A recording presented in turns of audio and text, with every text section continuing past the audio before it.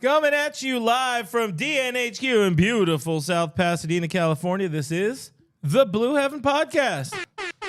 Happy Tuesday, my dudes. I am Clint. You can find me as RealFRG on Twitter, on Instagram. That guy is DMac_LA on Twitter, on Instagram. And you guys are home now with Jim Beam and Dodgers Nation, so please drink responsibly. Doug, I know you are always drinking responsibly. Chug McCain does not mess around. How you doing, my guy? How do you think I'm doing? I'm not doing very good at all. A terrible weekend for the Los Angeles Dodgers against the Giants. I was in attendance in the press box watching this team suffer its worst home defeat at Dodger Stadium, 15-0. Ugly baseball. The bullpen's in trouble, but still, we have some ways I think we can help this team, fix this team. I think not all hope is lost. We're going to talk about that. So I'm still optimistic this team can still get it done this season. I'm really looking forward to your Michelada half full take because I think there's some fine folks out there that very much need that. Fine folks, do feel free to drop into the chat. Let us know where you're representing Dodgers Nation tonight. We are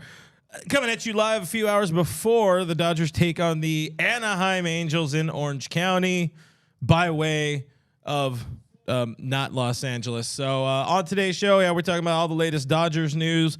We got to know, who are the real Dodgers? We've seen them be really bad. We've seen them be really good. Now they're being pretty bad again. So we'll talk a little bit about that. The bullpen is all the rage. So we'll dive into the bullpen a little bit more and see where there's some areas they can improve. You would assume things improve as people get healthy. You can't go to Anaheim without talking about Doug's best friend in the whole wide world. And no, we're not talking about Spencer. We're talking about Shohei Ohtani, the legend. We get to see him pitch on Wednesday against the Dodgers. Before we get into the show, we got to remind you that all of our video stuff is also mostly, I think, all available as a podcast, so you can hear us on your iTunes, on your Spotify, on all the spots where your podcasts are available for free.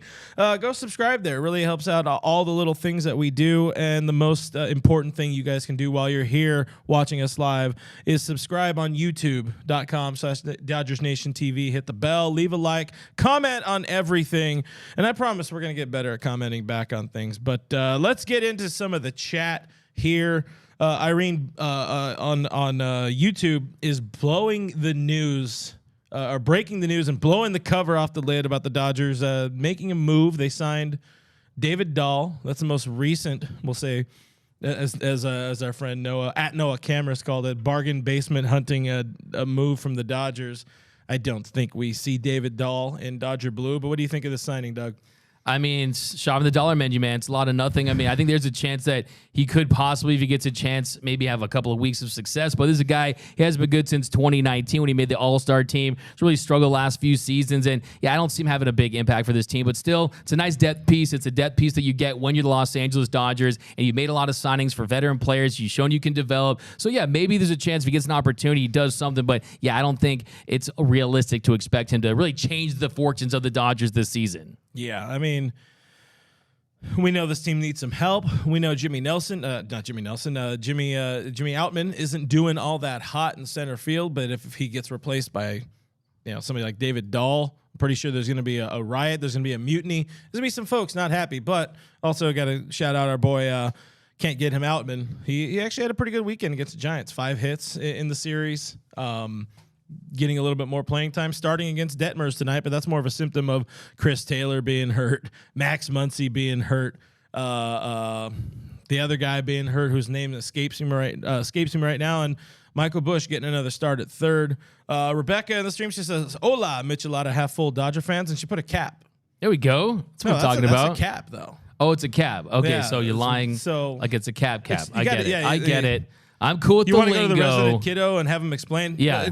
Noel is going to drop into the stream here again, and he's going to let him know what cap means. So cap is basically just lying, But lying. Doug loves to not only cap, but he also likes to sell and just wild. He's wilding all the time, guys. But appreciate you. Cat that selling. Fool Neil Say less. Dropping in there. Joey says Lucky Boy breakfast burritos in the bullpen. Lucky Boy breakfast burritos are going to help the bullpen. At this point, you can't not try it, right? I think.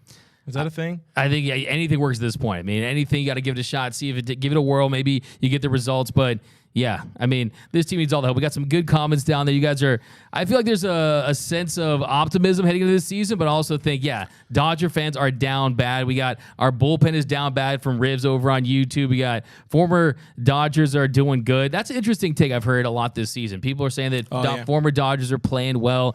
I think if you look under the hood on that one, it's not always the case, but Deborah Young, I couldn't have said it better. As a devout Christian, in Clayton we trust. So, yeah, we definitely need him to step up. Really him and at this point, after Bobby Miller coming down to earth, not that many starters you can trust in this rotation. We got just Kershaw, really. Just Kershaw. Kershaw. We got Showtime Dodgers fans. We got Shohei Ohtani wouldn't allow signs. Dodgers rival the Giants, make sure Dodgers outbid the Giants. Interesting you say that, Showtime, because I do think the Giants are a sneaky contender for Shohei Ohtani. Hey, Oracle Park makes a lot of sense as a hitter and as a pitcher, and also the fact that they didn't get their Aaron Judge. They didn't get their Carlos Correa. They tried to slid into it. They tried to spend a lot of money this past offseason. They didn't get that chance, so you got to figure they saved a little bit more for this upcoming offseason, but more Shohei later in the show, hey? Matty Man 5 Dodge says he's checking in from Beijing, China, and I don't think that's truthful. I think he's capping, if you will. Capping. BC says we're playing for Ohtani this series, essentially. Matthew says Eminem from the 209. Joe Mama is representing the 402 out here. We have somebody, Matthew is pointing out or bringing up the news a hair early. Andre Jackson just DFA'd to create room for former World Series champion with the 2018 Boston Red Sox right-handed pitcher Ryan Brazier. So the Dodgers are trying to get that bullpen a little bit better. We'll get into that in a minute or two, but find a few more comments and then let's dive into the topics there. Yeah, we got Seth Gribble. We got the best way to help the bullpen is to let the starters go longer for better or worse. Yeah, that's in a perfect world that you would get that. You would get 6+ innings. You would get quality starts, but compared to years past, you just haven't been seeing that. Tony Gonsolin had a nice start, but then the command started to go and he started to fade. So you're just not getting that consistency. And I think there is a reason. There's a reason why this Dodger team is struggling, and you really point to the first big injury to Dustin May. Since that injury, Dodgers are 12-18. Of course, he goes down with the injury. Thankfully, those ligaments are in place. Hopefully, he can return from those PRP shots and be a contributor and be the guy that was ascending and emerging before he went down. Then a few days later, Julio Urias goes down with that injury. So, yeah, to your point, Seth Gribble, starting pitching, and what I say before this season started when we asked what was the area you would target, it's starting pitching because you can never have enough of it. And also, two, guys are going to go down. Yeah. Guys are going to get injured, and you're seeing that right now. Yeah, I mean, this is a team that's really entered each of the last handful of seasons with a butt ton of starting pitching options, and they didn't have as many this year. They didn't have just a stable full of that dog Tyler Anderson who's been booty in Anaheim, by the way. They didn't have him. They didn't have Andrew Heaney just laying around this year, and it cost him in a way, but also the injuries is what's cost him because you didn't have Ryan Pepio. That was supposed to be a huge option this year. This was going to be the year of Ryan Pepio. I know this guy here said that is your guaranteed rookie of the year. Guaranteed it. Pounding on the fist. Ryan Pepio. Yeah, I mean, look, that's... He sends you a shirt and all of a sudden, best friends. Hey, man, send me a shirt. I'll speak very highly of you. But yeah, if you want to distill it down to one thing, that's what it is. It's the injuries, the combination of Thor being a thud, Noah Syndergaard not being anywhere even close to Andrew Heaney or Tyler Anderson this year. You got guys at the front of the rotation injured, guys at the back of the rotation not performing. You are getting a nice contribution from Bobby Miller, who comes down to earth in his last start. We'll talk about that in a little bit. Thankfully, if you want to Mitch Law to have full take, we can talk about Emmett Sheehan, which we'll talk about in a little bit. I spoke to him, had some very interesting conversation. I think this is a guy that absolutely is going to play up. I think he has, if not one of the most explosive fastballs as far as what it does in the Dodgers organization right now. So there are some bright points. And look, I think the silver, well, let's get into it a little bit. Yeah, sneaky good fastball. Before we get into it, I got two things. There's two things. Hey, a little bit higher. You went low on me. Sorry. The new guy behind the board. So I'm going to razz him a little bit. I'm going to give him that. He's got the Riz. I'm going to give him the Raz. But Matthew says, rumor has it, and I know you're going to do a video on this later this week, but rumor has it White Sox players want out of Chicago.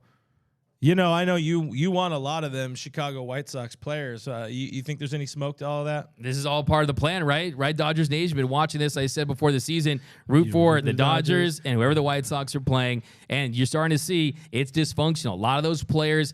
They are players that need to be moved. That's an organization that needs it down to the studs, rebuild. Only problem is you need Jerry Reinsdorf to accept it. He is a little delusional about it. He's a guy that doesn't want to rebuild. He wants to win a World Series, and they had been playing better of late. But I do think when a push comes to shove and we get closer to the deadline, which is 6 weeks away, I think they are a team that has a lot of pieces that you almost have to trade. Guys like Tim Anderson under one more year of team control. Lucas Giolito, who I want to see in a Dodgers uniform. Harvard Westlake's own, come back home. It's his dream to pitch at Dodger Stadium. Did you see his interview before the game talking about just being at Dodger Stadium and the magnitude of it? And you know that he wants to wear that Dodger blue. And I think he's also, I look at him as a guy where if you bring him in, he's not a Max Scherzer type where you say, okay, you trade for Max Scherzer, he has to be your number 1 or 2 starter. Yeah. But if you trade for Lucas Giolito, you can mix him in with a Julio Urias, a Clayton Kershaw. We'll see what happens with Bobby Miller and Dustin May and Tony Gonsolin. But you don't have to say, hey, he's your number 1 guy if you make that move. I like that about that possibility.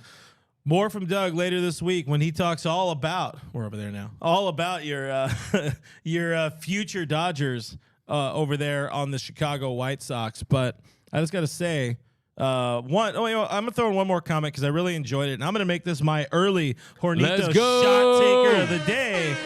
Drink a Hornitos and you're going to have a good time. I promise you that. But Carl here over on YouTube says, Jason Hayward could never work at Baskin-Robbins. He doesn't know how to scoop.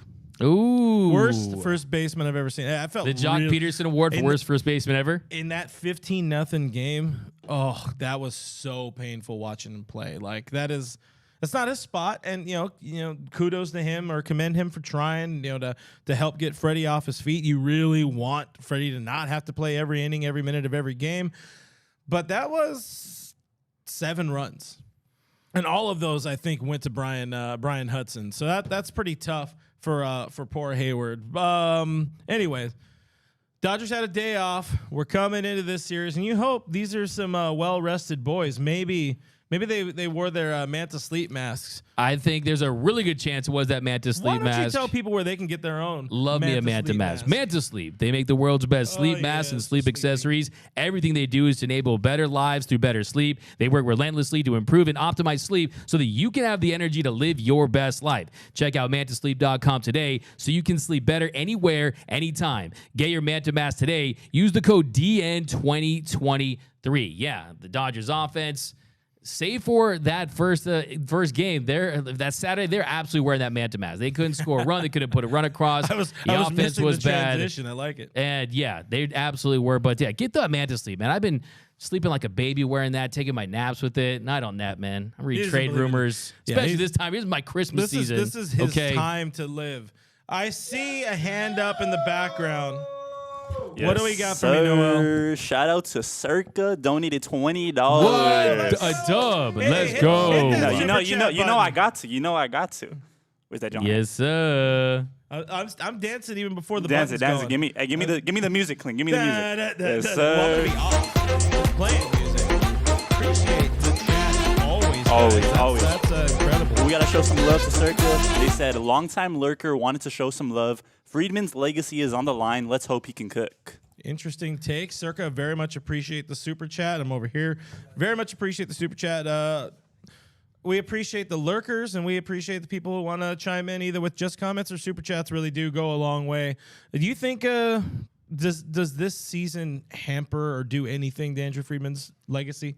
In my opinion, I think until he wins that second World Series, until he wins that full season, that full 162-game World Series, I think his legacy is something where, yeah, I think in the baseball community, there's no doubt about it. Andrew Friedman is a top 5 executive. No one is going to question that. But to really give him the whole in Friedman we trust thing, anytime he makes a move, that it's automatically going to be a success. Yeah, well, guess what? No one's perfect. No GM is perfect. But I think that as far as this season goes, it hasn't gone to plan, right? They weren't expecting to have to go to market for a starting pitcher or big bullpen pieces. They wanted to play this out, give the young guys some experience, go with the youth movement. But at this point, I think, is his legacy on the line? I would say no. I still think he has a few more years to buy in because, look, it is very difficult. Major League Baseball, more than any other sport, to have success, year in and year out, to be a perennial contender, to be a team that has a chance to win a World Series, it's not something that happens all the time. It's very rare. There's a reason why there hasn't been a repeat champion in the National League since the late 70s Reds. It's the reason why there hasn't been a repeat champion in Major League Baseball since the 2000 Yankees. Teams just don't win in consecutive years, and he's given this team an opportunity to win each year, and he can't go out there and swing the bat. He can't go out there and throw these pitches, but he can manage roster construction. I do think he has to adjust to the direction that Major League Baseball is going. As far as you can't have a pitch-to-contact bullpen and expect to win games. You can't expect to have guys like Brusdar Graterol who doesn't miss bats. Everyone says the pitcher's best friend is the double play. Now, I think the pitcher's best friend is the ability to miss bats because you don't get the flukiness, you dominate hitters. So is his legacy on the line? I would say no, but I think the jury is still out as far as is he elite? Is he in Friedman we trust? Do you want to build a statue for the guy? I still think he has a lot of work to do, but Freeman, best contract for a superstar in the game. Mookie, a great contract. JD Martinez, a great contract. So, yeah, you're not going to get all W's. Yeah. There are some L's sprinkled in there, but I still think he's one of the best in the sport. Listen, man, it's not his fault that everybody got hurt. So many players got hurt. They've lost 5 pitchers in the middle of the season or since the start of the season at some way, shape, or in some way, shape, or form. It's just that's not on him. You hope they could prepare a little bit better for it, and usually they do, but this was the season they didn't prepare as much. They felt, the kids were going to be ready, and it didn't turn out that way. So, anyway, I wanted to point this one comment out. Michael says, "Manta sleep underwear." Yeah, everyone always says that. Expanding, and Matty Man 5 Dots says, "I even like your promos." So, thanks, we Matty give Man. you people all of the good things or something like that. But speaking of opposite of good things, yeah, the Dodgers, man, they're bad. It's bad June. I think they were 5-15 or something like that this month, or 5 of 15. Yeah. 5 of 15. We've seen them go through a stretch like this to start the season. They were not very good. Then they played very good from middle end of April through the first few weeks of May, and then it's all been kind of crumbling down. Who are the real Dodgers in your opinion? Is it that middle chunk of the season, or is it these outer these bookends of bad play that are kind of the real team? I think the real Dodgers are somewhere in between the elite Dodgers that we saw in the regular season last year and really one of the team that we're seeing this year. I think there's somewhere in between that. I think this truly is, if you have a middle-of-the-pack bullpen, if their bullpen was ranked 15 in the league, instead it's second to last, you're talking about being in there with the Oakland A's, a team that spending zero money on their players. If they have a bullpen that's healthy in the middle of the pack, they're still in the mix at first place. They're still right there at the top of this division. But when you add the bullpen issues, the injury issues, and I still think, too, that doesn't let the offense off the hook because there's been some execution issues. Mookie Betts, he runs us out of a game. Us, yeah, I'm one of those guys who says us and we when you're first to their team. I know, I'm one of those guys. Blood thing on the team, right? But okay, look, I think though the execution has been poor on both sides, and kind of the question I have is at what point does the bad pitching, the bad bullpen, does that leak over to the offense's production? Because at some point they're going to be hopeless, saying, okay, we're giving you guys 5, 6, 7 runs every night, and you're blowing that lead. Emmett Sheehan goes perfect through 6, and you go on to blow that. You saw Friday night. Just so many blown leads. It has to stop. This is a bullpen.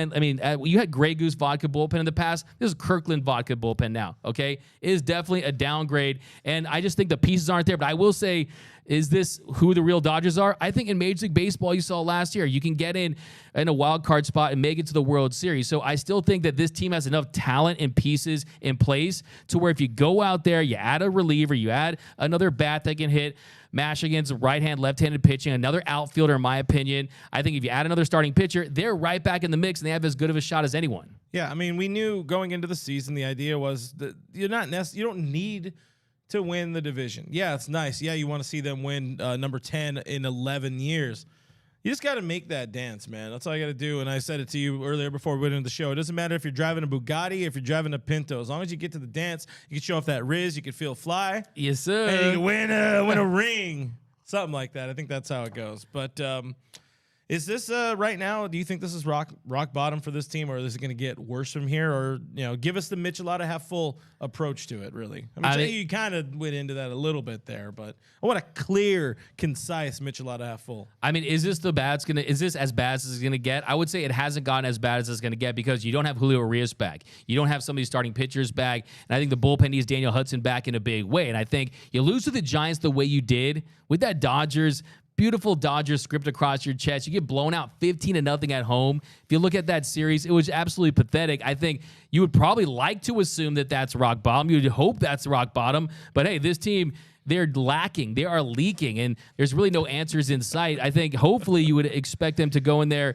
in Anaheim in a big series, and I think this team likes to perform well when you got the limelight, when you got a Shohei Ohtani on the other side. You would hope for the Freeway series to wake them up, but I would say, yeah, this is hopefully rock bottom. And we saw in 2018, this team was 7.5 games back. This team got off to a really slow start. Their record is almost the same. So, look, this team has proven, this organization has proven that you can get off to slow starts, make it all the way back, make a key trade. There are some similarities there, yeah, but there's a lot of similarities. You know, you can see the comps. You know, they didn't have a shortstop in 2018. Seager blew out his elbow. He was done for the year. What did they do? They went out and got the best available guy for the job, made it to a World Series. They find a way to fill in spots on the roster that have a need. They needed help on the bench then. They need help now. Then, you know, what? David Freese was the guy. Yep. Freezer was a massive addition. David Freese was leading off ball games for this team in the World Series, man. They will find some pieces. They find a way. The big factor now, yeah, the bullpen or the playoffs. It's everybody kind of gets in. Half the league gets in. That's got to affect how Andrew and your good friend Brendan Gomes work, though, how they operate. Yeah, no, exactly. I mean, you're talking about a 2018 team that they were down bad. They were 16-26 at one point, 10 games under 500, 8.5 games back in the National League West. Another similarity too to that 2018 season is this isn't a juggernaut-filled National League. You're not seeing teams out there. I mean, the Braves are solid, and there's teams out there that definitely can compete. But this Dodgers team, they're still over 500. They're not slipping to the parts where they were in that 2018 season. I still am confident that you go and make the moves. And I think I think it's the ultimate silver lining. I truly believe that. I think that for this team to have any chance of winning the World Series, they're going to go out there and make some moves and have to go to market and have to trade for some impact pieces, because otherwise Freeman was going to say, oh, these are the guys that are going to be fine now. These are the starting pitchers. They're going to be okay. These relievers. But that's not the case this year. This actually forces Andrew Friedman to go out there, make some moves. And the difference now is you got more teams that are available. You can have 6 teams. You have those extra wild card spots. In 2018, you didn't have those extra wild card spots, right? So you didn't have as much competition in the trade market. So that is a concern. I still think, yeah, he's a guy who does not like to overpay for some pieces, and he's going to have to if he wants to win this season. Yeah, no. If you want to build the best team for October, they're going to have to make some moves. But no doubt about it. Noel, I know poor Noel has been working. We're having some technical difficulties here with the cable, so we apologize for that. But hopefully you guys are helping us get new cables, because I understand we got another super chat. We got a super chat, man. Super chat. Shout out to the man, the myth, the legend, Mika Claiborne. Micah. He said, "What up, guys? Current standings aside, what are your guys' top 5 dream trade deadline acquisitions? Also want to share with all of Dodgers Nation that I'm starting my freshman year at UCLA this fall. Wish me luck." UCLA Go Bruins, trash. baby. Go Bruins. I thought you say UCLA. 1, 2, 3, 4, 5, 6, 7, 8. UCLA. Fight. You did that, Micah. You did Let's that. go. Mike, I appreciate the super chat. Hey, who are your top 5? My top 5, we start with 2002 Eric Gagne. Oh, gosh. Are we going to give any time? Give me 2016 Josh Reddick. 2020. I mean, just absolutely. For anyone who's available. I mean, can I get anyone? I mean, give me Shohei Ohtani, Aaron Judge. Give me all the best pitchers and the players. Aaron Judge doesn't have a toe right now. And I think it's people that are actually, you're trying to get like a free video from me, I feel like, but the people that are actually out there and possibly available, I think that, look, if Shohei Ohtani was ever made to market, obviously he's the clear-cut number 1. 2, I still think if you want a dominant starting pitcher, if Corbin Burns is made available, I still think stuff-wise, yes, he got shelled a little bit in Arizona, but stuff-wise, I still think he's right up there. I still think that Lucas Giolito is right there at number 3. I still think, like, if you're looking at Bednar, if the Pirates want to really move Bednar, I think this bullpen could really use an elite bullpen piece. And I still think Tim Anderson is a guy that can help this team offensively. And you're talking about, by the way, that play that Mookie made, getting the lead runner yesterday, That was such a great play. I mean, starting at shortstop and It was off yesterday, but that's even more impressive. yeah, or Sunday. Yeah, I mean, defensively, I just think that I would like to almost see Mookie Betts in the outfield because of the lack of production. I think they need a clear-cut shortstop, and you put Miguel Rojas, who, if you saw Friday night, sliding into home, grabbing his leg, it's inevitable. You cannot expect Miguel Rojas to play 80% of the time and not to have an injury. Bomb. Yeah, and it's gonna happen. At this point now, you got CT3 with the bum knee. You don't know when that's going to explode on him, and all of a sudden, you don't have shortstop options for this team. The depth, razor thin, and if you have to have your all-star, superstar right fielder come in to play the position, that's a problem. By the way, shout out Jacob Amaya got the call up over there in Miami. He's having a pretty good year at AAA as well. So might have to give my my old friend Brant Brown a text and see what the Miami boys think. Yeah. As I spit on you, the Miami boys think of Jacob Amaya. But Mike, appreciate the comment. That sounds like, honestly, that sounds like a future designated Twitter right there. The Office's top 5 dream trade deadlines, and reality is thrown out the window. Just go all in on the most stupidest things you can do. Like 2002 Eric Gagne. Let's get what year? Give that whole 03 bullpen back, by the way. Yeah, no. Jeez. 49 was Jackie's MVP year. Let's go get 49 Jackie while we're at it. Roy Campanella. Give me 88 Gibson. I mean, come on now. Give me MVP Gibson. To be fair, 88 Gibson was pretty mid, but that fire. Not in the postseason, man. You need a moment, man. He had a big home run in the NLCS. Played in one game in the World Series. A lot of people forget his home run in the NLCS, so it was just as valuable. But yeah, I mean, look, this team's gonna have to go out there and make some moves. There's no doubt about it. But anyway, that's all that. Let's look a little bit, just for a second, at this Angel series. So you got Kershaw versus Detmers tonight. It seems like Grove on Wednesday, and the big one, you're going up against Shohei Ohtani.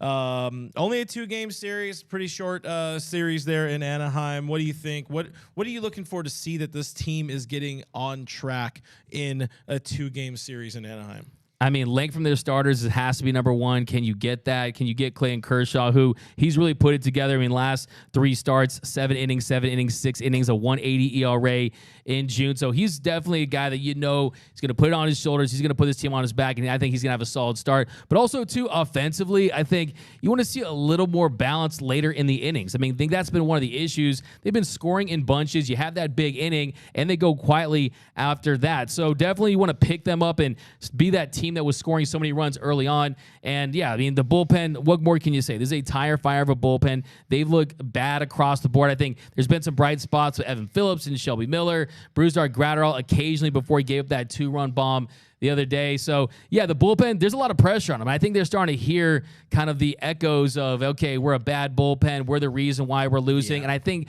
mentally it's starting to impact them as well, but really starts with them. So you got to get the bullpen to step up. I mean, it is a tough challenge on the road. Yeah, you wonder. You really do wonder about that lack of a closer. I've brought it up before. I brought it up in editorials on the website before. You wonder about, you don't have a closer that puts these guys in different roles they're not used to, or at least it helps not solidify their roles, because we're seeing 4 of the dudes pitch any inning between 5, 6, 7, and 8, and probably even 9th inning. You're seeing them not in the roles that they're used to. A lot of that is also brought on by the fact that the starting rotation is not doing its job. It's not giving them 5. It's not giving them 6. Giving them 7 every once in a while when Kershaw goes. But these guys are overworked and they're thin already. So it's all a bad combination. Quickly, I saw a comment on the Facebook here from Ruben Juarez over on Facebook, and it's something that's probably a bigger topic, maybe a roundtable topic in the future, but it says Dodgers need to fill a lot of holes during the offseason. They could use that Ohtani cash and spread it around. Would you rather get like 3 really good guys and no Ohtani, or 1 Ohtani? Look, sometimes it's better to have 4 quarters than $1, but in this case, it's better to have that $1, and that is Shohei Ohtani. And look, this is the Dodgers organization. There's no salary cap. There is no limit in Major League Baseball. You can spend as much money as you want. Also, too, there's a lot of talent coming up in the pipeline. So I think this team, they're fully invested in going towards Shohei Ohtani. They realize that, hey, you're talking about getting 1 or 2 players. Guess what, Clint? He is 2 players. He's a starting pitcher, and point. He's a batter, right? So he's a guy that can have multiple impacts. So I think that absolutely, if you can get Shohei Ohtani, you get Shohei Ohtani every single time. You don't even think about it. He is Ohtani, okay? Once in a sport, once in a generation, absolutely transcendent. But I do think, though, it's not going to be a situation where you get Shohei Ohtani and, oh, we're going to coast to the World Series, because Ohtani's played with Mike Trout and they had never finished above 500, let alone make it to the postseason. That's how bad it is in Get your boy. That's how bad it is in Anaheim. So look, I think, absolutely no question, no brainer. I say my Ohtani prayers every single night for a reason, because I want to see him in Dodger blue, and I know the organization is pretty confident they have a really good chance at it. That's actually part of his baby lullaby. He's like, "Hush, little baby, get me Ohtani," and that's about it. Yeah. That's his Doug's favorite part about being a daddy is on the first day of Christmas. I mean, I know nothing. No, hey. Messing around. I.E. Doyer asks, does D-Mac, do you think they're suffering from leaky brain? From leaky brain? Is that a thing? I don't know. I no never cap? know Is that cap? Is that cap? Is that a thing? Do you have? That's cap. It's cap. Okay. I've been told by a source that is cap. And there is no leaky brain. Look, I think what this team's suffering from is the injury bug. I think this team is suffering from the lack of personnel, the lack of focus on how to build a bullpen in the modern generation. Look, I dropped a video before the season started warning of the potential fall off of this bullpen. And you were talking about legacies earlier. You were talking about Freeman's legacy. How about everyone who's in this bullpen? Because this is the worst bullpen in Dodgers history. Okay, this is the worst bullpen in Dodgers. Even that 92 Dodgers team had a bullpen that was under 4. This bullpen is absolutely atrocious. It's really bad right now. Yeah. It's really, really bad right now. Nathan says no player is worth $500 million. Yeah. But that's just how baseball works. What you got for me, Noel? Yes, sir. Where the Super Chat said they coming in today. Shout out to KTAZ1207. They said, would you rather get a Hendricks and Giolito, or a Stroman and another Cubs reliever? Or a Soler and Marcus Stroman? You guys are great and keep it up. Soler, Stroman, a different Cubs reliever, which I really don't know who's in their bullpen, or Hendricks and Fulmer's Giolito. interesting. I'm all in on Hendricks and Giolito on that. If you could guarantee me a healthy Hendricks, I don't think twice about that one. I think Stroman, he's definitely had a really nice year. He's had a 2.45 ERA, 91 2/3 innings. Is his stuff going to play up in the postseason? I'm not so sure it is. I definitely like him.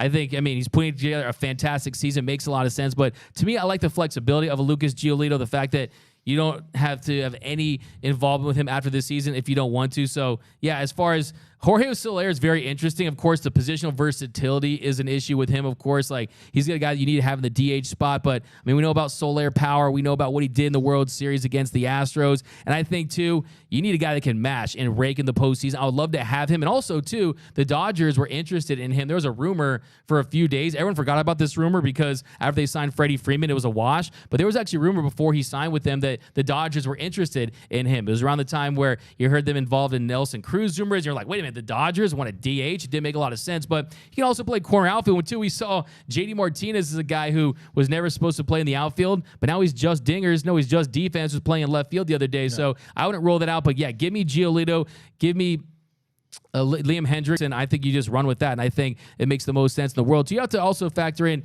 that both teams have done deals in the past. The Cubs and the Dodgers, you talk about last year, Chris Martin for Zach McKinstry. You talk about all the deals with the White Sox and A.J. Pollock and Craig Kimbrell, and the deals they made going all the way back. So they are a natural trade partner, but yeah, I like the upside of Lucas Giolito, that hometown kid, in the postseason, because he's a guy that when he's on, he can go 7-8 innings dominating. Saw him throw a no-hitter in 2020. Stroman's stuff is filthy, but velocity-wise, he's not a guy that's going to mow you down. Of course, yeah, would he gel in this Dodgers clubhouse? Another thing, too. He's a very strong personality. At this point, you just need some bodies in there that are successful, that can get a job done. I don't care what they believe in anymore or how they act in the clubhouse. I don't want to see this team keep losing like this. I don't like a 5-10 month.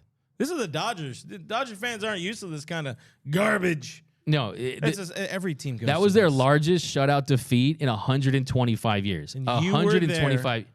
They lost 15 at home to the Giants. They lost 15 at home back when they were the Bridegrooms in 1898. You had guys like Mike Griffin, Fielder Jones, George Magoon, Tommy Tucker, George LeChance. You know those guys. Yeah.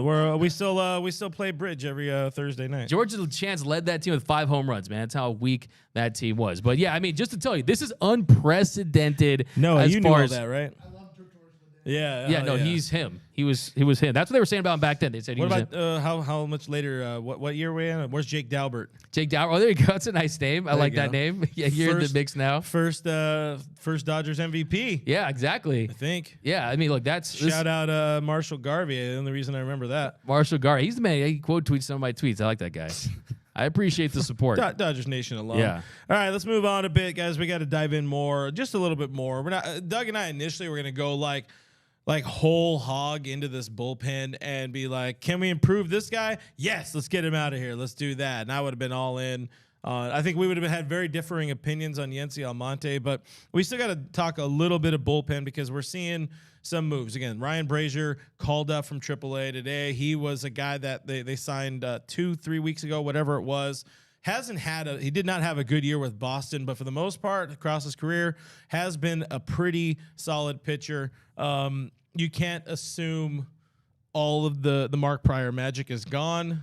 This year has not been friendly to Mark Prior magic at all, but you hope that this guy helps. But how do you improve this bullpen overall? You look at some of these guys. I mean, Bickford's already off the roster right now because he's on the IL. They DFA Andre Jackson to create move from Brazier. I would imagine Jackson passes through waivers, but hopefully for his sake, hopefully he gets picked up because he could be by somebody else because he could be a change of scenery guy that could succeed somewhere else. But I mean, you look up and down this the pitching side of the 40-man roster is about 20 dudes on there. There's a lot of room for improvement, and yeah, some of it could come from within. If there's guys that come back healthy right now, you have Daniel Hudson making his way up to AAA. He kicked a bunch of scrubs asses in the Arizona Complex League, but they're all like they don't know how to play baseball. They barely know how to play baseball. They're small little baby children. Jimmy Nelson, who I have assumed basically dead. He's pitched well there as well, and he's making his way to AAA. Could be. I mean, Jimmy Nelson, what we saw from him in 21 when he was healthy, that is a marked improvement over somebody like, if Justin Brule was ever going to be an option. But you're looking at Bickford, you're looking at Almonte, you're looking at even like Michael Grove, who at some point is going to be in the bullpen if he's on the major league roster. Even like the Brian Hudson, the Tyler Sear, whatever his name is, there's a clear need for improvement in some of these spots, and he could be that guy. Daniel Hudson, if he's healthy, is 100% going to be that guy. But what's Ricky Vanasco, who's a dude that we haven't even seen alive at any point. Ken Giles, who's trying to make his way back as well. That's an improvement. It could be that most of the help comes internal instead of it sounds weird when you say it that way. Most of the help comes from within as opposed to trade. Maybe the bullpen help doesn't need to come via trade. Am I wrong in that assessment? I think the first thing, the most important thing to get stability is have Daniel Hudson back and see what you have from him. Because I don't think there's a guarantee he's going to come back and be that lockdown closer. I think I'm very confident that he can come back and at the very least be a high leverage guy that you can trust. And you pair him with Evan Phillips right there. And hopefully, they can close down the end of the ninth, the eighth and ninth innings. But still, I do think you have to look externally. Because look, the reality is, Clint, they don't have a high leverage left-handed reliever right now. They don't. No. I mean, Victor Gonzalez, lefties, they're hitting over 300 against him. Justin Brule, of course, didn't work out. Caleb Ferguson's been a mess, save for a few innings here and there of late. Alex Vesia, who I will take the L. I will take the L. Where Colin was right, one of my favorite segments on The Herd, where Colin was right, where Colin was wrong, where Doug was wrong, where D-Mac was wrong, was saying that Alex Vesia was going to come back. I apologize, Dodgers Nation. I took an L on that one. I still believe that there's a chance that maybe he can retool those mechanics a little bit because the spin is not bad. The velocity is not bad. He's just leaving stuff out over the plate, but I just don't trust him. I talked to some people over there this weekend. There's an emotional aspect that he can't handle failure as well as some other pitchers and stay composed on the mound. So we can't have that. We can't have that in the postseason. You saw what happened in the NLDS when he faced Cronenworth and he hit that ball into center field. Honestly, on the slider. I think that pitch might have broken him. could have broken Vesia because he has not been right since then. He hasn't had very much opportunity since then, but he has not been right since then. Yeah, no, for sure. I think that you combine that with adjusting to the pitch clock. But like I always say, don't present a problem unless you can present a solution. I think one solution, Tanner Scott of the Miami Marlins, a lefty, misses bats. He has velocity. I love this guy. Only problem is these aren't your Miami Marlins. These are the Miami Marlins that are in second place in the National League East. And the trade deadline's like 6 weeks away. So you're going to have to find some solutions internally. I think one thing, first things first, Michael Grove, when everyone gets healthy, there's a guy who has the stuff that can play up in the bullpen, can hit 98, just doesn't have a third pitch, and he just misses out of the plate at times. And when he does, they punish his mistakes. And I think out of the bullpen, give him a shot and see what he has. We've seen that. We've seen that in the past. Hey, I'll throw back to 2001 Eric Gagne. You know, he was a starter. He was bad. He didn't really have that developed third pitch, and it didn't work out for him. It worked out when they moved him to the bullpen. I'm not saying Michael Grove is going to be the next Eric Gagne. They don't have the same supplier, but respect. He's got the velo now. He's got a breaking pitch. You throw a little change in there, that makes a difference. And I think having somebody that can give you 1 or 2 strong innings would be a massive benefit to this team, as opposed to somebody who can give you 4 or 5 really bad innings as a starter. Yeah, no, for sure. He's been good in 1 and 2 inning spurts, and then kind of falls apart later in his outing. So it makes sense. And I think that's going to be something. And that's where something to me. Again, I know you're still trying to make like the Yency Almonte thing work. And I know Almonte, he's been a bit better-ish, but also dude gets scored on a lot. He has allowed runs in half of his outings.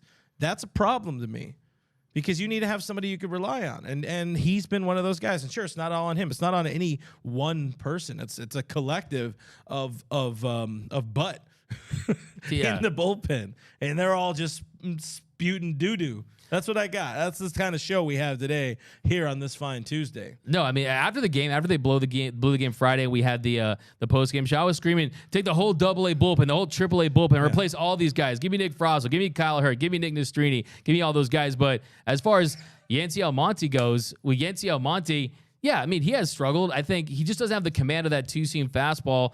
He ditched that 4-seam, and he just leaves stuff out of the plate. But save for that home run they gave to Berger, he has been a lot better of late. He's pretty much been putting up similar numbers to Evan Phillips, not in high-leverage situations. But I'd be okay replacing him. I'd replace him like a bad tire, man. I replace him easily. I wouldn't even think twice about it. And I think the names are going to be out there. And I think with Yency Almonte, he's a guy that, he's going to give you some nice moments in the regular season. Same with Brusdar Gratterall, but will they do it in the postseason? That's what I'm thinking about. Pitcher. You need to have those guys, and the problem is the Dodgers have always had a bunch of those guys. The guys you can lean on in the regular season across 162 games. You know you're going to get a few stinkers here and there, but the postseason you're playing the best teams in all of baseball, and you're playing them a lot. And when you don't beat them, you go home.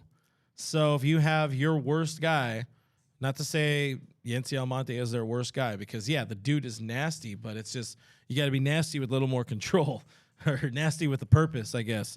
I'm so out on Brusdar Gratterall. Like, I've been out on him for a long time. Brusdar's been rough, man. I've never been. He was close. I had Noah Syndergaard as my biggest disappointment for this season. Heading into the season, I was so close to saying Brusdar Gratterall. And it's not because I don't like the guy. It's not because I don't think he can be in this league. You don't think he could be a closer?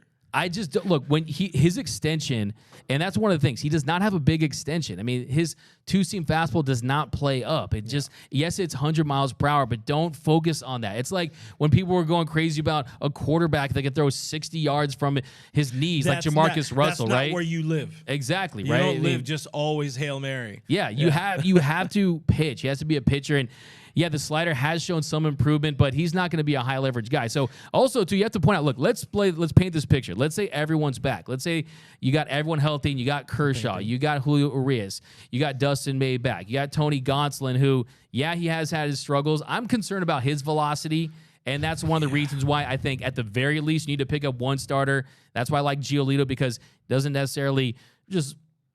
You could definitely plant him in there and without really, hurting someone's feelings or something like that, right? But Tony Gonsolin and Dustin May and these guys, if you look at that rotation, everyone's healthy. Emmett Sheehan's going to be a guy that's going to be a contributor. That fastball is going to play. I definitely think that, look, one of the things about this Dodger team that I want to give them a lot of credit for, they draft guys out of college. And when you do that, and Bobby Miller out of Louisville, Emmett Sheehan out of Boston College, they're poised. Ready. They're Yeah, ready to go. And they were not shook by this moment. They were definitely ready to step up and contribute right away. And Emmett Sheehan's a guy that, look, I mean, he goes 6 innings. He was unhittable. He got some great defensive help behind him. Literally. Scoreless. No hits. So you don't think he can be a contributor? I think it's more of the innings limit and innings concern for him. He's not going to be a long-term contributor for this bullpen. He's still only, 23? Or, sorry, for the rotation, he's still only 23. But, yeah, if he's able to fill in some innings and if they find a way to kind of buy some time for him, in the middle of the season, in August, to give him a few starts off or however that works, but then you feel like you're in a bad spot because you got him out of his routine, you got him out of his rhythm. He's already, very close to his career high in innings that he threw last year. So that is a bit of a concern. They say there's no governor on Bobby Miller, which is nice. You don't know what they're going to do with Sheehan. He's a big boy. He should be able to handle it. These are all big, beefy men that, back in the day, you just plugged them in and they started throwing 240 innings. Now they're all soft. Yeah. Deep into the camera for that one. No, look. I mean, at some point, you got to take the kid gloves off these guys. I'm not being serious about that. I think you need to baby your pitchers into it. I'm not that old man yelling at cloud about that. I think in some cases, I think there's certain guys that, you don't want to rush them through. You don't want to throw them to the fire too early. But Emmett Sheehan, guys like Bobby Miller, these are guys that should be pitching at this level until further notice. Yes, Bobby Miller. Yes, he came down to earth a little bit. And yes, he threw that one curveball to Wade, which he was frustrated with that hit batter with the walk. And kind of threw the heck out of that baseball. Wade hit. That was a good hit. That was a really good hit on Lamont Wade's part. But yeah, we saw. Honestly, I liked that outing because you don't want Bobby Miller to get frazzled, and now we know. Yeah, if he misses, somebody misses a pickoff move, somebody misses that call, whoever it was, it looks like it might have been Rojas in that situation. Somebody misses that call, you want to know that's going to rattle him. So maybe as a manager, you send out Mark Pryor a little bit sooner when a play goes wrong, and you don't wait until after the 3-run homer. Absolutely. And if you talk to people that have followed him closely, that's what they were saying is he gets emotional. He gets rattled at times. And when he does, you need to go out there, calm him down, have him breathe a little bit. Because anytime you get the leadoff walks that hits batters, then he's going to press a little bit. And that's what you saw in that pitch, just throwing the heck out of that curveball. And the way he did it, it led to. And also, too, I think the hit to Crawford, the infield in there, they're trying to prevent runs. They're afraid of the bullpen later, so he was definitely hurt by that. But yeah, up until then, he was pretty outstanding. He was looking like the Bobby Miller, had a .78 ERA heading into that game. So I definitely think that he's a guy that he said that once he gets up, he wants to stay up, and I think he absolutely will. Also, too, I definitely want to go on record and saying that I think Brazier, they're going to get something from him. I think Brazier is going to be a contributor. I really do. I think velocity-wise, he sits in the 95-mile-per-hour range. He's a guy that we've seen had success. Remember that run in the 2018 postseason with the Red Sox? Oh, yeah, I remember the run, but I don't remember a specific run. No, he was good, bro, man. I barely remember your name each day. Come on now. My man, I'll get a name tag then. Hello, my name is Doug. But he had a 1.04 ERA in 8 2/3 innings. He's had some issues in recent years, but there's a reason why you signed him. And he's got veteran experience, and he's a guy I like it. But Emmett Sheehan, I'm telling you, this is a guy you stick with. A couple interesting things about him. I thought I talked to him on Saturday, the day after his start, and he didn't even know he had no hits until after the 5th inning. I love that. I really appreciate that, man. They're just in the zone, just locked in. Got the peach fuzz mustache, right? Nick Robertson drove him to the game. He didn't know any of the players. Because he wasn't at big league spring training. So imagine that going to Dodger Stadium, you meeting Clayton Kershaw for the first time, and all these guys. But yeah, one thing too, I don't know about you, Clint. I'm a big peanut butter and jelly guy, and so is he. He loves his PB&Js. Are you a crunchy or a smooth peanut butter, Clint? I go both ways on it, but I would lean crunchy. You know what? I'm gonna tell you kids right now. One of the greatest inventions of our generation was the squeezy jelly. That's nostalgia right there. That is so clutch. I never liked it though. I like to change because the ratio is 50-50. What is? The ratio is too split down the middle. Can you ban this guy from the chat right now? I like to go 70% peanut butter, 30% jelly. Let me know down below. How do you guys like your peanut butter? You can control the squeeze, bro. I thought it comes out in just one thing. No. What? Really? It doesn't come out it's not like slices of American cheese, bruv. It's squeeze the amount you want. Maybe I'll reconsider. Okay, but there we got him back in. Yeah. Also, we're big time on Uncrustables guys here. I witnessed Doug in my lifetime eat his first Uncrustable, and it was a game changer for him. No, absolutely. As long as they're not frozen. No, as long as it's not frozen. Yeah, it has he to has be. a problem with let the it frozen. defrost a little bit. So but you can't handle like peanut butter ice cream then, because it's frozen peanut butter. It's the same principle. I know the bread is what throws me off. I can't deal with the bread. I'll still eat it. I mean, I'll still eat it, but it's not what I prefer. But a couple things too I want to mention pig out about the Emmett Sheehan. Also too, I love how he works up in the zone and the way that fastball gets into righties, almost like a sinker action, but it's a four-seam fastball. And you're seeing some pitchers, they can work up in the zone. Some pitchers can't. Just ask Noah Syndergaard. Just ask Michael Grove. But when you have a fastball as explosive as he has, he can't do that. A couple interesting things too. Of course, he went to Boston College. He's named after an Irish patriot named Robert Emmett.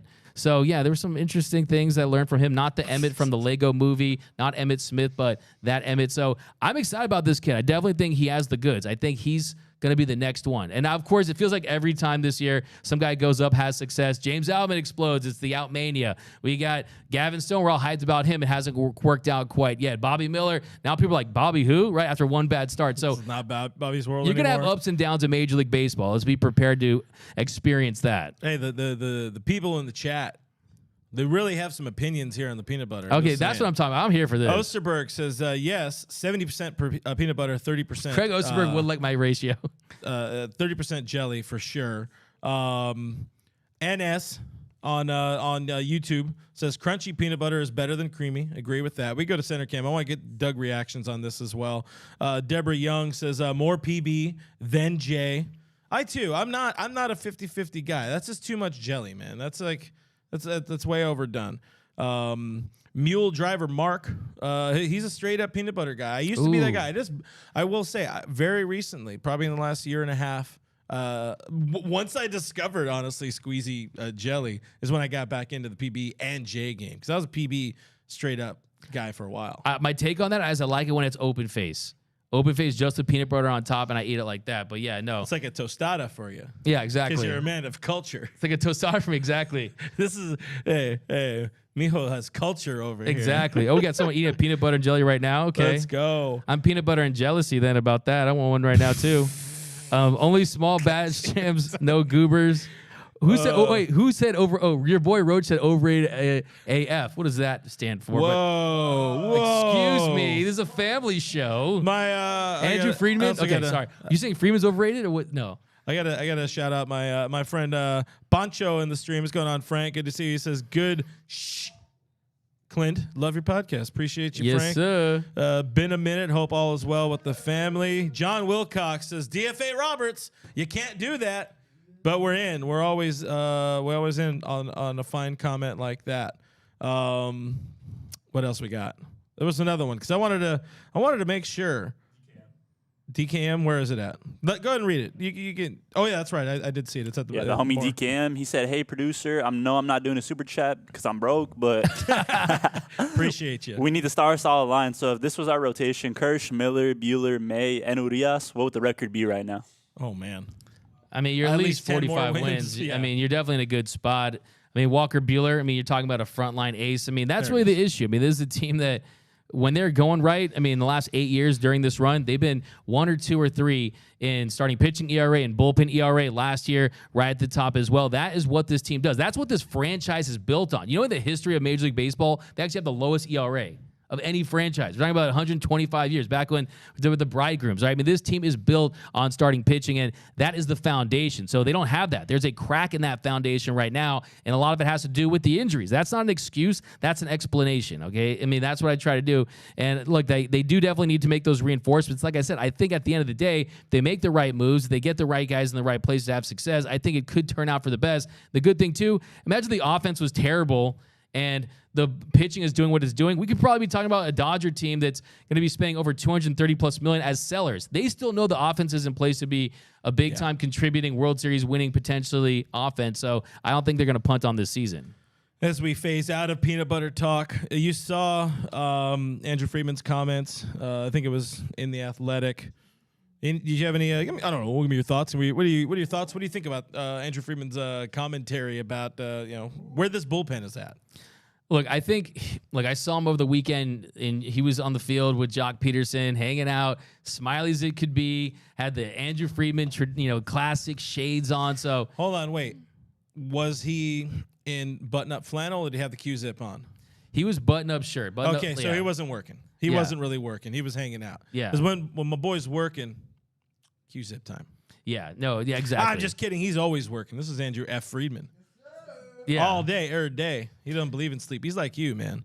Yeah. But yeah, no, his take is, it sounds like they're going to target starting pitching over bullpen and hope everything has a cascade from there, along with the guys coming back. You hope Danny Hudson is a difference maker. He's not going to be put in that role to be the difference maker right away, but if he can do something to help this team, you get one more starter. People are going to be annoyed at this one, and I appreciate that. Noah Syndergaard, do you think they get anything out of him at any point this season? I think there's a chance you might be able to get 5-6 innings a start with 3 or 4 runs a game if they need that at that point. You would take that at this point. He was asked during the scrum, I think it was by J.P. Hornstra, if he was going to come out of the bullpen. His answer to that was no. So emphatic no. Yeah, you're not going to see him coming out of the bullpen. I think, too, that was a pretty clear indication about their feelings towards Noah Syndergaard. They don't see him as a guy that, hey, maybe he comes back, we'll find a role for him. He's that good. His only value is as a starting pitcher that can eat innings. But I just don't think that's going to happen. I think Thor's been a thud. I think that it's done. I think that it's at a point where they realize that he's hurting this team more than he's helping this team, and they are going to have better options. Now, when it comes to starting pitching, we talked about some of these names. You talked about Marcus Stroman. He has a $21 million player option for next season. I mean, would the Dodgers want to pick up Stroman's $21 million player option? Probably not, but you have to also understand that impacts the deal. That impacts the prospect capital because the Cubs are saying, we have a really good pitcher that's under team control, so we want more prospects, right? They don't want to do that. They want the expiring guys, the guys that are on one more year, but still $21 million, not the worst option. Eduardo Rodriguez is a really interesting option, but he's a guy that, I mean, he can opt out. Eater as well. Yeah. Like these guys you're talking about a kind of more innings eater. Maybe Stroman is more front of the rotation than any of those guys, which is what you want. I would argue Stroman is going to not opt into that deal because he wants to maximize that contract. He's put himself in a great position, get another payday, and he's going to absolutely do that. Years. And then I can't see Jack Flaherty being a guy. Jordan Montgomery's interesting. Giolito makes the most sense. It really does. Basically, I'm going to sound like a broken record with that one about Lucas Giolito. But man, how the times have changed. It was a few months ago where Doug McCain here was all on the Corbin Burns train. I still am, but I was also on the Giolito trade pretty early on too. I mean, we actually had Giolito on our trade special last year when we were trying to look for starting guys. And look, but also too, I mean, the other issue too is some of these teams that are bad, the A's, the Royals, the Rockies, the Nationals, they don't have very many productive veteran starters that are available. And if that was the case, you would feel really good about it. But it's just going to be interesting with the expanded postseason and the fact that we still have yet to see Andrew Friedman take a big swing with the expanded postseason. Until he does that, I'm a little pessimistic about it, but I think at this point, his hand has been forced. He has to go out there and make a move. And as far as going with a starter versus a bullpen piece, it makes sense because there are under-the-radar guys that you can get, guys that aren't the Aroldis Chapmans, the Barlows, the Bednars, those types that can have an impact. I mean, you got Middleton and Seawald and Sutter and Cisnero. You're giving away your video, man. You're giving away the part 2 of your my part 2. Okay, the part 2 of his reliever video. Ronaldo Lopez. As you can see, we can go on and on about where this team can be helped. Anybody could come up with some sort of editorial angle on how the Dodgers are bad and can be fixed. But right now, we've been talking about it too long. You got to tune in for more at another time. But I will say, listen, Andrew Friedman, he's loosening, he's limbering up, he's getting ready for a busy deadline. And one guy he might be looking at down the road a few months in that offseason, they're going to face him tomorrow night. Shohei Ohtani. Before we get out of here quickly, we got to talk Shohei Ohtani. Show me the Shohei. This is a guy the Dodgers were in on during free agency back in 2018. They were front runners in the whole recruiting thing. I think everybody who came out of the pitch meeting with Shohei's group, with his team, felt very confident that he was going to come to LA. Instead, he went to Anaheim. Maybe he got confused because they have Los Angeles Angels in their name for some stupid reason. But the whole thing was he has criteria of what he's looking for him, for his family, for his future, and all that. Do you think the Dodgers at this point in time, and I know we also are going to have more of the Doug Insider scoop in whatever he's going to riff on here, but do you think the Dodgers have all of the parts that it needs to get Shohei Ohtani in LA next year and beyond? I think the plan has been in place for Shohei, not just this year, not just last year, but ever since he signed with the Angels. I think that he's been the golden goose, the big white whale that they have chased this entire time, and I think they put themselves in a position to go after him. I mean, you saw the flexible deals, the JD Martinez, the David Peraltas. They didn't make any big splash signings, and I think rightfully so, because you have to go after a Shohei Ohtani. Now, as far as the Dodgers as an attractive organization, as far as their history with the Dodgers that you talked about, yes, this is a franchise that scouted him out of high school. This is a franchise that has had a relationship with Japanese-born players for so long. This is a organization that wants him in Dodger blue in the worst way. Now, in 2017, when they had that meeting with Clayton Kershaw actually flew from his wedding all the way to LA for that pitch meeting. Justin Turner left the plans for his wedding for that wedding. And what did Clayton Kershaw basically say a few weeks later? That it was a waste of time. They thought it was a waste of time because, of course, you didn't have the designated hitter in the National League, and they realized that, hey, you couldn't have him in the outfield spot. So now it's perfect. You have the DH, right? It's a perfect situation for him. And his agent at the time, Nez Balello, he actually gave 30 teams a questionnaire to try to pitch themselves to Shohei Ohtani. And the first thing asked him was to evaluate his talent as a pitcher and as a hitter. If you look at him this year, Clint, he's still a unicorn. I mean, what he's able to do offensively and on the mound is unprecedented. This won't happen again. 24 home runs, that's first in the league. 58 RBI, that's second. 173 weighted runs created plus, that's first. Pitching a 3.29 ERA. So he's a guy, he's an ace pitcher that's competing for a triple crown. Okay, that's unbelievable. You don't do that. Yeah. Aaron Rodgers in his prime and Aaron Donald just rolled into one, right? Now, the second thing they asked him was explain player development and medical training. So this is one thing I want to ask you. Player development-wise, this organization, they produce a lot of talent. They have consistently one of the top farm systems in all of Major League Baseball. Do you think if you're Shohei Ohtani, you look at that and you see, okay, if I go to the Dodgers, they are going to develop pitching around me? We saw in 2021, the Angels, what they do, all they do is draft pitchers because they realize, okay, Dodgers know what they're doing, right? Angels have needed pitching for a long time. Why it took them so long to do anything about it, I don't know, but that's what they ended up doing. Yeah, if I'm Shohei Ohtani and that's something important to me, you go to the best in the business at doing it. And there's one thing the Dodgers do extremely well, and that is develop pitching talent. That's where you get some random boy named Emmett coming out throwing mid-90s cheddar and 6 no-hit innings against your franchise nemesis Giants. That's what this team does. They develop pitching. Even if it's delayed development pitching, like we're seeing Brock Stewart with the Twins absolutely shove. Yeah, it's 5 years later, but they find a way to find these guys that are eventually going to be something special and try to turn them into something special. And to think of Shohei Ohtani with the Dodgers, this is a guy who's already among the best in baseball at his craft on both sides. But imagine him with the Dodgers and pitching, and not only that, but working with like Tony Gonsolin on refining an already nasty split finger fastball. That's a lot of fun stuff. It's a lot of fun fantasy world stuff. Exactly. And apparently back in the day, back when he was starting his journey, his number one goal was to win a World Series, right? His number one goal was to be the best player that he could be. And same. Okay, yeah, we'll get you on. Hey, you're in the World Series box in 2020, right? Yes, I am. Yeah, so there you go. You already have won your World Series. Yes, I am. Exactly. So, look, he's 28 years old, right? He has no time to waste. He can't risk going to the Mets. The Mets, they've had a lot of money, right? Have those signings worked out? Has Max Scherzer worked out? Has any of these veterans, do they know how to use that money? I would say the answer is no so far. Yeah. The Padres, how much money do they have? I hear the Padres are going broke. Yeah, that's what I've been told by industry sources because they lost all that sweet Bally money. Exactly. They're going to start going. Yeah, I mean, you want the dub, you got to pay your players.